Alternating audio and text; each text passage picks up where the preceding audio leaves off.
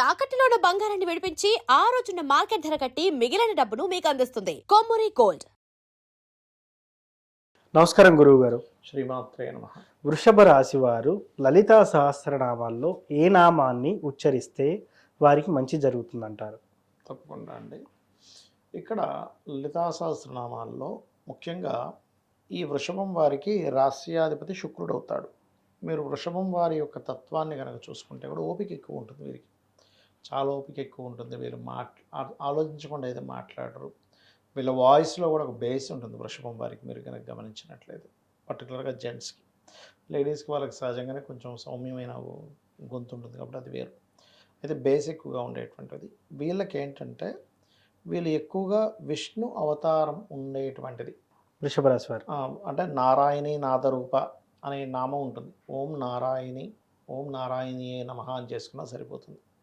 ఓం నారాయణి అయి నమః ఇది చేసుకోవచ్చు లలిత సహస్రనామాల్లో వీళ్ళు ఎక్కువగా.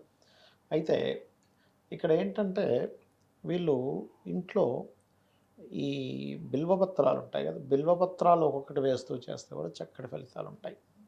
వీళ్ళకి ఏంటంటే మనం ఏదైనా సరే ఒక నామం మంత్రం చేస్తున్నప్పుడు మన పర్సనల్ చార్ట్లో పూర్వజన్మ కర్మ దేనికి సంబంధంగా ఉంది ఆ సంబంధించినటువంటి దానం ఇస్తూ ఉండాలి ఎప్పుడు కూడా. అంటే వీళ్ళు ఎక్కువగా శనగలు ఎక్కువగా దానంగా ఇస్తూ ఉండాలి. గోశాలకు వెళ్ళి గోవులకి అరటికాయలు తినిపిస్తూ ఓం గోమాతి అయి నమః అని చెప్పి అనుకున్నా సరిపోతుంది. అంటే వాళ్ళు ఎక్కువగా గోసేవలు చేస్తూ ఉంటే వీళ్ళ పూర్వజన్మ తగ్గుతుంది. నారాయణి అంటే అమ్మవారు నారాయణ నారాయణి అంటారు. అంటే ఏంటి, వాళ్ళిద్దరూ కూడా అన్నా చెల్లెళ్ళు కాబట్టి ఓం నారాయణి అయి నమః అని కూడా అనుకోవచ్చు చెప్పాలంటే. అదేవిధంగా అమ్మవారి యొక్క నామం చేసేటప్పుడు పర్టికులర్గా ఇక్కడ ఏంటంటే బుధవారాలు ప్రత్యేకంగా ఈ నామం చేసేవాళ్ళు బుధవారాలు ఏదైనా విష్ణు ఆలయానికి వెళ్ళి అక్కడ కూర్చొని చేసినా, శివాలయానికి వెళ్ళి అక్కడ కూర్చొని చేసినా కూడా వీళ్ళకి చాలా మటుకు కర్మలు అనేటువంటివి దగ్ధం అవుతాయి. దీంతోపాటు పంచమ స్థానంలో ఏదైనా గ్రహం ఉందో చూసుకోవాలి ఎప్పుడు కూడా. మనం పంచమ స్థానం ఈజ్ మంత్రస్థానం. పంచమాధిపతిని బట్టి మనం మంత్రం తీసుకోవాలి. అదేవిధంగా పంచమంలో ఏదైనా గ్రహం ఉంది, ఎగ్జాంపుల్ కేతువు కూడా ఉన్నాడు అనుకోండి, అప్పుడు ఆ వ్యక్తి మంత్రం తీసుకోవడానికి చాలా ఆటంకాలు జరుగుతాయి. ఇప్పుడు మనం యూట్యూబ్లో చెప్తున్నాము, ఈ చెప్తున్నటువంటిది వాళ్ళు విని చేద్దామన్నా కుదరదు ఒకసారి కేతువది ఉన్నప్పుడు. అప్పుడు గణపతిని చేసుకుంటే కానీ వాళ్ళకి ముందుకు కదులుదా మంత్రం అనేటువంటిది. అలాగే ఇప్పుడు లలితాసహస్రనామాలంటే మామూలుగా యూట్యూబ్లో విని చేసుకోవచ్చు, తప్పులేదు. కానీ చాలామంది మనకి దాని ఏమంటే ఖడ్గమాలు చేస్తూ ఉంటారు. ఉపదేశం లేకుండా ఖడ్గమాలు చేయకూడదు. ఓకే, దేవి ఖడ్గమాల ఉపదేశం చాలా మంది చెప్తారు కదండి, చదువుకోండి అని చెప్పేసి. ఉపదేశం లేకుండా చేయకూడదు. ఎందుకు అంటే శ్రీచక్రంలో ఎక్కడెక్కడ ఏ దేవతలు ఉంటారంటూ చేసే పూజ కార్యక్రమం అది. మరి ఉపదేశం లేకుండా ఎలా చేస్తారు? లలితా సహస్రనామానికి ఆ ఇబ్బంది ఏం లేదు, చేసుకోవచ్చు. ఎవరైనా డైరెక్ట్గా చేసుకోవచ్చు. లలితా సహస్రనామాలు వీళ్ళు ఎక్కువగా బుధవారము శుక్రవారము రోజు చేస్తే చాలా మంచిది. నాకు రోజు కుదరదు అనుకునేటువంటి వారు కనీసం ఈ బుధ శుక్రవారాల్లో అయినా వీళ్ళు ప్రత్యేకమైన నైవేద్యం పెట్టి చేసినట్లయితే, అంటే రోజు చేసేవాళ్ళు ఈ రోజుల్లో ఇంకా కొంచెం ఏదైనా పాయసాన్నం కానీ లేకపోతే ఇంకేదైనా గూడాన్నం కానీ ఇలాంటివి ఉంటాయి కదా, లేదా నెయ్యి కలిపిన హరిద్రానైక రసిక అంటూ ఉంటారు, పెట్టి చేసినా కూడా వీళ్ళకి ఏమవుద్దంటే ఈ లలితా సహస్రనామాల వల్ల వీళ్ళకి ఫైనాన్షియల్ గ్రోత్ పెరుగుతుంది మెయిన్గా. అయితే ఫైనాన్షియల్ గ్రోత్కి డిఫరెంట్ మంత్రం ఉంటుంది. ఓం సంపత్కరీ సమారూఢ సింధుర వ్రజ సేవితాయ నమః కానీ, లేదా ఓం ధర్మాధ్యక్ష ధనాధ్యక్ష ధనధాన్య వివర్ధనీయ నమః కూడా చేసుకోవచ్చు చెప్పాలంటే. సో ఇది మాత్రం ఖచ్చితంగా పాటించాలి. గోవులకు కాస్త ఇవి చేయడము. అదేవిధంగా ఇంకా వీలైతే దక్షిణామూర్తి ఆలయాలు లేకపోతే దత్తాత్రేయ ఆలయాలు ఉంటాయి కదా, అక్కడికి వెళ్ళి ఈ పసుపు లేదా గంధము వీటిని అక్కడ ఆ స్వామివారికి వాడుకోవడానికి ఇవ్వాలి. ఎందుకంటే దక్షిణామూర్తి రూపిణి అని ఒక నామం ఉంటుంది లలిత సహస్రనామం. దక్షిణామూర్తి రూపిణి అంటే దక్షిణామూర్తి రూపం కూడా అమ్మవారే. ఎవరికైనా కూడా కొంతమంది చూడండి, వాళ్ళ రేపు ఆటిజం కేసెస్ ఉంటాయి. ఇప్పుడు ఇదే వృషభ లగ్నంలో పుట్టినటువంటి వారికి పంచమ స్థానాధిపతి పాడైపోయాడు అనుకో, అంటే పంచమాధిపతి వాక్కారకుడు ఒక్కడే అయ్యాడు ఇక్కడ, అంటే బుధుడే అయ్యాడు. దాంతోపాటు గురువు కూడా పాడయ్యాడు అనుకోండి, ఓం దక్షిణామూర్తి రూపిణి అయి నమః అనుకోవచ్చు. ఓకే. సో ఎందుకంటే అది కూడా వీళ్ళకి దక్షిణామూర్తి రూపము దక్షిణామూర్తిని తలుచుకోవడం అనేది జ్ఞానాన్ని ఇస్తుంది. సహజంగా ఆటిజంలో ఉండేటువంటి వారికి ఏమిటి ప్రాబ్లం అంటే 10 ఏళ్ల వయసు పిల్లవాడు 5 ఏళ్ల పిల్లవాళ్ళ ప్రవర్తిస్తుంటాడు. జ్ఞానం అనేది వికసించదు. జ్ఞానాన్ని వికసింపజేసేటువంటి నామం ఏదైతే ఉందో ఓం దక్షిణామూర్తి రూపిణి నమః. ఇది చేసుకోవచ్చు. తద్వారా ఏమవుతుందంటే ఇక్కడ పూర్వజన్మ కర్మలు తొలగుతాయి, ఫైనాన్షియల్ గ్రోత్ పెరుగుతుంది, వీళ్ళ ఉపాసన ఇది కూడా అవుతుంది. ఎస్. అట్లా అనమాట. సో మొత్తానికి వృషభ రాశి వారు చదవాల్సిన శ్లోకం గురించి అయితే లలిత సహస్రనామ శ్లోకం చేసుకోవాలి. గురించి లేదు వివరించారు. ఎవరైనా దీక్షలా తీసుకొని చేస్తాను అన్నారు అనుకోండి, 40 రోజుల పాటు దీక్షలు తీసుకుంటాను, Hmm. ఈ మంత్రాన్ని నేను చేస్తాను, ఈ నామాన్ని నేను చేస్తాను, Hmm. ఓం నారాయణీయై నమః అని చేస్తాను అనుకోండి, చేసుకోవచ్చు. Yes. ఇందులో మరలా మీకు అప్పుల బాధలు కూడా ఉన్నాయన్నప్పుడు గ్రీన్ కలర్ వస్త్రాలు వేసుకొని, ఓకే. అంటే ఒక దీక్షలాగా గ్రీన్ కలర్ వస్త్రాలు ధరించి ఓం అపర్ణాయ నమః కూడా మంత్రం చదువుకొని చేస్తే ఇంకా అద్భుతమైన ఫలితాలు ఉంటాయి. ఎస్ సార్, ఏది ఏమైనప్పటికీ కూడా ఖచ్చితంగా అందరికీ వ్యక్తిగత జాతకం ఇంపార్టెంట్. వ్యక్తిగత జాతకం ఆధారంగానే ఈ రాశి ఫలాలు కానివ్వండి. జాతకం లేని వారు కూడా ఏం చేసుకోవాలంటారు? చాలా మందికి జాతకాలు ఉండవు, కొంతమంది పూర్వం కొంతమంది రాస్తారు, కొంతమంది రాయరు. సో అలాంటి వారు మరి వాళ్ళ ఐడెంటిటీని కనుక్కోవడం ఎలా, అంటే వాళ్ళ వ్యక్తిగత జాతకం కనుక్కోవడం ఎలా అంటారు?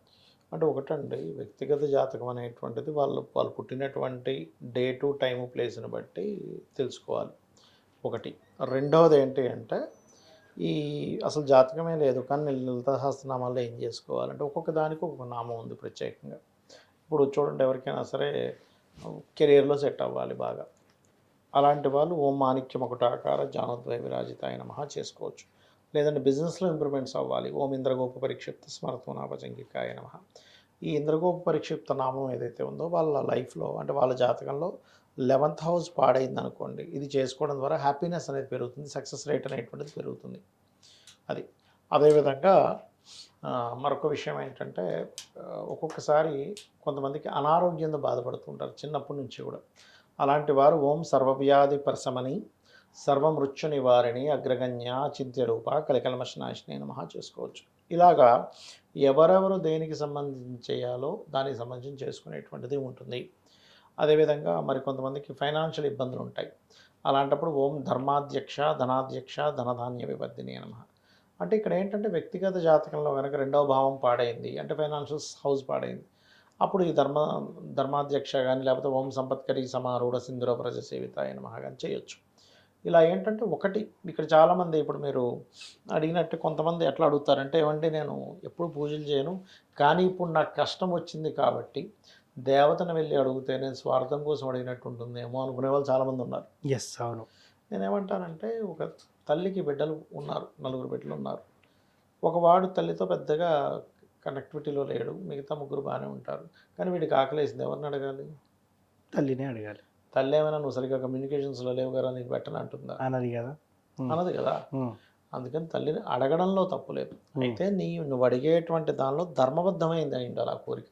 పక్కవాడికి పోవాలి, జాబ్ పోవాలి, ఆ జాబ్ నాకు రావాలంటే ధర్మబద్ధం కాదు. అంతే కదా. నేను పడుతున్నటువంటి కష్టానికి నాకు మంచి ఉద్యోగం ఇవ్వు, అది ధర్మబద్ధం. అలాగా చాలామంది ఏంటంటే కొన్ని నేను మొన్న కూడా ఒక జాతకం చెప్పినప్పుడు అతను అదే అంటున్నాడు, ఏమన్నా సార్ నేను ఎప్పుడు చేయను, ఇప్పుడు చేస్తుంది ఏదో దేవుడిని స్వార్థంతో అడిగినట్టు ఉంటుందేమో. అలా అనుకుంటాడా సార్ దేవుడు? అనుకోడు. ఎందుకంటే తల్లి ఎప్పుడైనా అనుకుంటుంది, అనుకోదు. వీడి స్వార్థంతో నన్ను అన్నం పెట్టమని అడుగుతున్నాడు, వీడి స్వార్థంతో నన్ను కూర వండమని అడుగుతున్నాడు అనుకుంటుంది. ఆనందంగా పెడుతుంది. ఇంకా అవును, అరే ఇంకో ముద్ద వేసుకోరా అని పెడుతుంది. అలాగే భగవంతుడు కూడా నీ యొక్క కోరిక కనుక ధర్మబద్ధమైంది అయితే ఆనందంగా ఇస్తాడు, నీ కోరిక ధర్మబద్ధమైంది కాకపోతే ఇప్పుడు అనడానికి రామాయణంలో ఒక వృత్తాంతం కూడా ఉంటుంది. ఒకసారి బ్రహ్మగారు అంటే మన ఈ రావణాసురుడు, మన శూర్పణఖ, అదేవిధంగా మన రావణాసురుడు యొక్క తమ్ముడు కుంభకర్ణుడు, సుగ్రీవుడు, వీళ్ళ 4 బ్రహ్మ కోసం తపస్సు చేస్తూ ఉంటారు. బ్రహ్మగారు ప్రత్యక్షం అవుతారు. ప్రత్యక్షమై శూర్పణఖ ఏదో కావాలంటే ఇచ్చేస్తారు. దాని తర్వాత రావణాసురుడి దగ్గరికి వస్తాడు. రావణాసురుడి దగ్గరికి వస్తే రావణాసురుడు నాకు పలానా అది కావాలి, ఇది కావాలి, నేను ఎప్పుడు బతికే ఉండాలంటే అది ఇవ్వడం కుదరదు అంటాడు. ఎగ్జంప్షన్ అంటే మనుష్యుల చేతిలోని లేకపోతే వానరుల చేతులు తప్ప మిగతా అన్ని కోరుకుంటాడు. అందుకే నారాయణుడే మనుష్య రూపం దాల్చి చంపేశాడు రాముడి రూపంలో. ఇక సుగ్రీవుడి దగ్గరికి వెళ్ళినప్పుడు సుగ్రీవుడు ఏం చెప్తాడంటే, నేను ఉన్నంతకాలము, జీవించినంతకాలము ధర్మాన్ని నేను తప్పకుండా చూడు స్వామి అని అడుగుతాడు. అప్పుడు బ్రహ్మగారు మెచ్చుకొని చిరంజీవత్వం ఇస్తాడు. ఇక్కడ రావణాసుడు అడిగినా ఇవ్వడు, అలా ఇవ్వకూడదు అంటారు, కానీ ఇక్కడ ఇస్తాడంటే దాని అర్థం ఏంటి? ధర్మానికి ముడిపడి ఉంటే, నువ్వు ధర్మంతో కనెక్ట్ అయి ఉంటే భగవంతుడు మెచ్చి నీకు ఇస్తాడు. మరలా ఇక్కడ కుంభకర్ణుడి దగ్గరికి వెళ్తుండేసరికి దేవతలందరూ వచ్చి బ్రహ్మను పట్టుకుంటారు. అయినా వాడు ఇప్పటికే మేము చచ్చిపోతున్నాం, వాడు బాడీకి అది, ఉం. మీరు మళ్ళీ వరాలు ఇస్తే ఇంక మేము ఇంక భరించలేము, ఏదో ఒకటి చేయండి అంటే నన్ను ఏం చేయమంటారు? జపం చేశాక నేను రావడం వరాలు ఇవ్వడం నా యొక్క డ్యూటీ, తప్పదు అంటే సరే ఏదో ఒకటి చేయండి అంటే అప్పుడు సరేలే అని సరస్వతీదేవి చెప్తే సరస్వతీదేవి కుంభకర్ణుడి యొక్క ఆలోచనలోకి నాలుక మీదకి వస్తుంది. ఎస్. వచ్చి ఇతను ఏం వరం కావాలంటే ఆవిడ మార్చేస్తుంది. ఎట్లా అంటే నిద్రపోయేలా చేయి, మంచి నిద్రపట్టేలా చేయి స్వామి అని. తదాస్తు అంటాడు. వాడు 24 గంటలు నిద్రపోతుంటాడు. అంతే. సో ఏది కోరుకుంటే అదే అన్నట్టు ఇంకా. అలా ఏంటంటే మనం చేసిన జపానికి మనం చేసిన పూజకి రుణం ఉంచుకోకూడదు కాబట్టి అమ్మవారు ఇస్తుంది. ఎస్, అవును. దాన్ని మనం తల్లిగా భావించినప్పుడు స్వార్థము అనుకో. మీ భావన తల్లి లేదా తండ్రి అనే భావంతో ఉన్నప్పుడు మీకు స్వార్థం అని అనిపించదు ఫస్ట్. ఎస్. ఎప్పుడైతే ఎక్కువగా స్పిరిచువల్లోకి వెళ్ళిపోతారో స్వార్థంగా అసలు కోరిక కోవద్దు ఫస్ట్. ఎస్, అవును. అది. సో ఏ లలిత సహస్రనామంలో ఏ నామాన్ని చదివితే ఎటువంటి ఫలితాలు ఉంటాయి, అదేవిధంగా జాతకం లేని వారు ఎలా జాతకాన్ని తీసుకొని ఐడెంటిఫై చేసుకోవాలనేది ఫుల్ క్లారిటీగా ఇచ్చారు సార్. ధన్యవాదాలు. శ్రీమాత్రే నమః.